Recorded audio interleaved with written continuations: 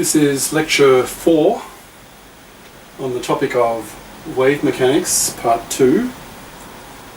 It's part of a mathematical physics course called quantum mechanics. The level is at senior level. The first author of the textbook that I'm using is Davies. Here's the text. Quantum Mechanics, the second edition, two authors, Paul Davies and David Betts. And if you want to know more about the text and about the course, then try my website. So Prof. Hugo deGaris, Prof just short for Professor. Hugo deGaris is my name, .wordpress.com, and then click on the tab deGarisMPC, MPC, math, in other words pure math, physics, so math physics, and about 10% of the courses I'm giving will be C, but it's computer theory. So I'm giving, well, that's the plan. I hope to record literally hundreds of courses over the next 2-3 decades. That's my plan. Alright, well, it's wave mechanics part 2, so we've already done part 1, and in this part, which is quite a long chapter, it's double the length of the previous one, so a lot of techniques, a lot of basic concepts of wave mechanics. Wave mechanics is essentially just solving Schrodinger's equation, so a lot of DEs, differential equations, and we'll do more here. Now we'll start off the first topic of about half a dozen or so important ones is on the simple harmonic oscillator, or just the SHO. What is simple harmonic oscillation? Well, it's just something that does this. It's anything that sort of follows like a sine curve or a cosine curve. I mean, it might be just oscillating up and down if you draw its path over time. So it'll look like a sine curve or a cosine curve. So that kind of oscillation, vibration, if you like, is just called simple harmonic oscillation. And there are lots of systems in physics that behave like this, that oscillate like this, like a crystal lattice. You have the atoms in a lattice, and they'll vibrate. So they're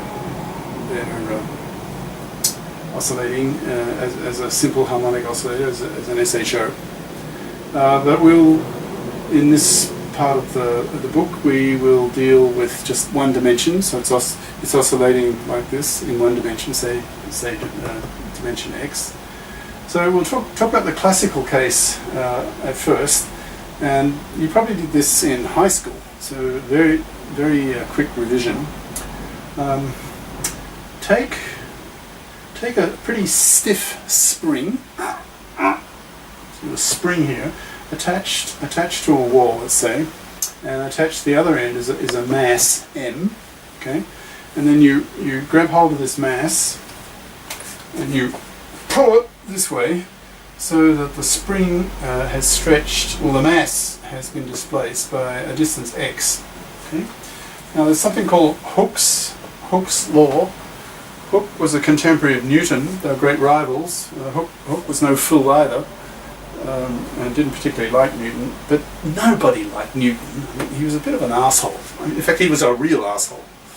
So anyway, so Hooke's law is the following. The further you stretch the spring, the more you pull this mass out by distance x, the greater is the force to restore it, to make this bounce back. That force is in the opposite. Like if x is, if you think of x as a vector, so a number and a direction. So if x is a vector this way, then the restoring force, the force on this mass, will be in the opposite direction.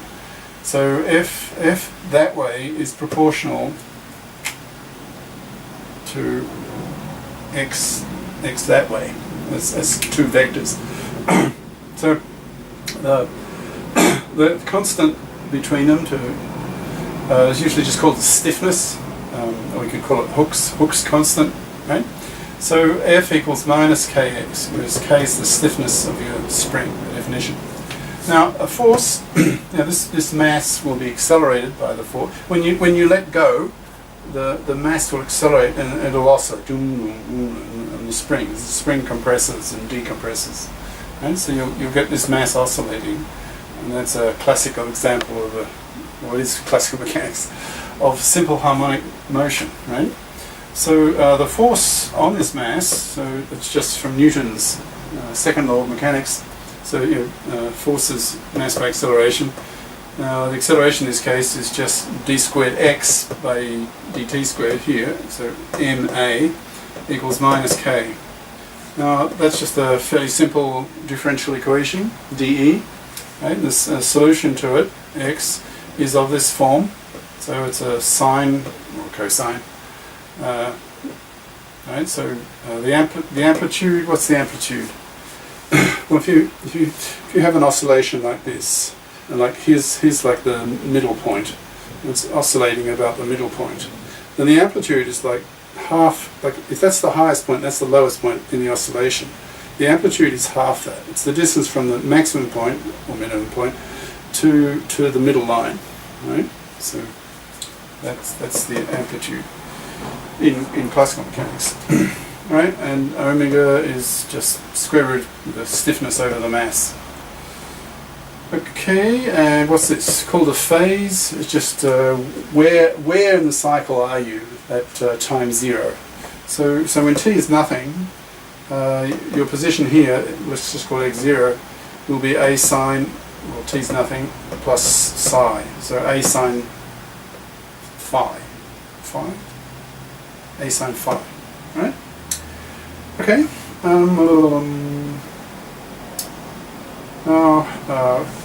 we're talking about classical simple harmonic oscillator as a lead-in introduction to talking about the quantum case for simple harmonic oscillation. And one of the things we'll want to know, what's the probability density of finding an oscillating electron, let's say, or particle at a particular distance x. So we need to find the probability density for that particle. But that's where we're heading, right? But before we do that, because we're still talking classically, what is this probability density being in a certain position x classically? So motivated to find this because later, once we have that classical result, probability density of the particle being in a certain position. Well, let's say the amplitude. Let's say that's your amplitude, and this thing, whatever it is oscillating this way. And here, like this is say distance x from the middle point, say 0. What's the probability in classical terms? What's the probability of finding it when you look at it in a small region delta x at distance x from your 0. So let's calculate that in classical mechanics, and then later we will use that. We will compare that classical result with what we get from the quantum mechanics when we analyze the quantum case. Again, it's a bit of application of the correspondence principle. Usually that means when your quantum values take large values, or the quantum case tends to merge into the classical case, which is sort of what you'd expect. But expecting it to merge is, that's usually called the correspondence principle. I keep referring to it because we keep using it, and I think in the text it's actually talked about a bit later, but I'm jumping ahead a bit. Alright. Okay, so let's try to find the probability density for a classical simple harmonic oscillator. So what's the probability that the mass that's vibrating, let's say, is at distance x? Right? Well, here's our formula for the x. It's a sine function, so it'll oscillate. That's what sine functions do with time. okay, at this angular frequency. Alright, so take the first differential of x, so just dx. So this will become a omega cos omega t plus phi dt. So, I mean, you know, in a sense you could like say delta x, small x, small t. So you know, dx dt is this. I'm going to take the dt over, right? Now, can you see that a cos is the square root of a squared minus x squared? Because x squared is just a squared sine squared. What is that? 1 minus sine squared is cos squared. I assume you know that from high school. 1 minus sine squared is cosine squared. Right? So you can rewrite that as this. Okay? So now you've got something, dx is something or other dt. Why do that? Well, does it seem common sense to you that the probability of finding the particle in this little space, let's say here's your x, and here's your dx here at that point. The probability of finding